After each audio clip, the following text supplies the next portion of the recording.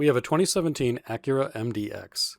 We are going to discuss the appropriate jump start procedure according to Acura and the location of the negative engine hanger, which is located under the engine cover. The first step is to open the hood.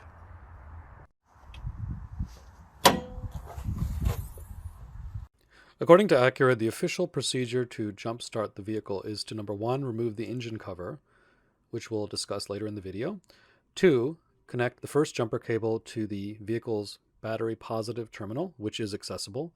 Number 3, connect the other end of the first jumper cable to the booster battery positive terminal using a 12-volt booster battery only. Number 4, connect the second jumper cable to the booster battery's negative terminal. And finally, here's the critical part that's going to be discussed, is to connect the other end of the second jumper cable to the engine hanger, which is under the engine cover. It's not accessible.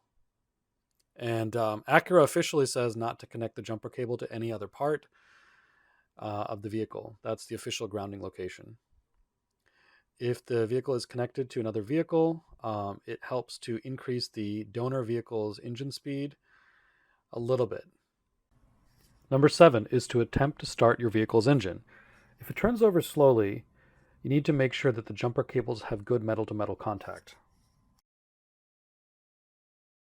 Here's a close-up photo of where the negative booster cable should connect to the engine hanger. Since the engine hanger has a hole in it, it's important to carefully connect the booster cable to that engine hanger.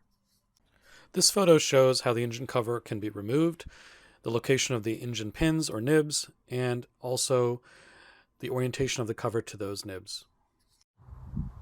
We're going to open up the engine cover on a 2017 Acura MDX. This is intimidating if you've never done this before. There are 4 metal nibs underneath this plastic cover, and the way it works is you literally lift up on all the corners the best possible, and it just comes off. There's no special tools required, because under here, this is where the metal post is. So when you do a jump start on this kind of car, you unfortunately don't have direct access to the negative. You don't really want to use a negative terminal because you could have a potential arc that could cause a short and you can get injured. So ideally the negative is supposed to be distant from the positive terminal, and the positive terminal is the only terminal that's actually accessible directly when the engine's open, or the engine hood is open.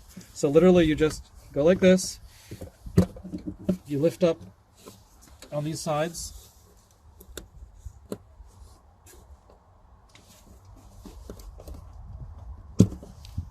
and then come around, do this last side. So you basically just go like this and you remove it. So this is what it looks like underneath. It actually keeps the engine a bit insulated, it dampens the sound, and it's very simple, actually, very simple design. If you've never opened one of these, it's intimidating. But also you can see where the nibs are right here. So it's this nib, this nib, this nib, and this nib is what's holding the vehicle in place. Also, this is a good opportunity to get a vacuum and just vacuum the dust. You know, when the car drives, you can get little acorns and other bits, stuff inside the engine here. So really you don't want to have this stuff going into the engine. So this is a good opportunity to clean.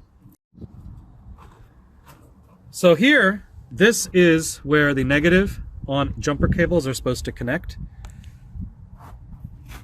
Is this. So here's a close-up. So if you come here, this is the metal prong or metal hook that the negative jumper cable is supposed to connect to when the jumper cable needs to be used. And so if you come over on the right side, let's move this engine cover out of the way.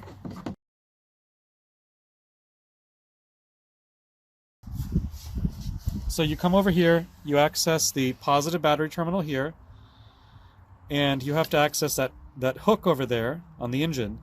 So basically that's why the car is designed like this. You're not supposed to. It's actually safer if you have to jump, but it's difficult to reach, especially if you have jumper cables that are very short.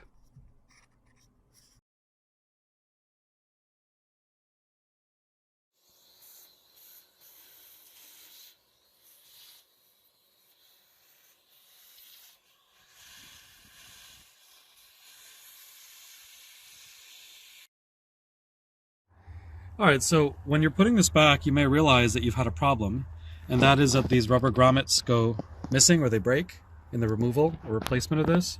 So if you look here, the grommets are here, here, here, here. There's no grommet on this one on the top left. There's no grommet. So you have to go to the dealer or go online and buy a new grommet to replace this. Okay, so we're going to put it back after cleaning.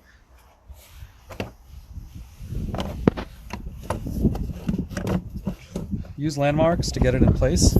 If you found this video helpful, please leave a comment, give a thumbs up, consider subscribing to this channel, and click on the bell icon for future updates. Thank you for watching.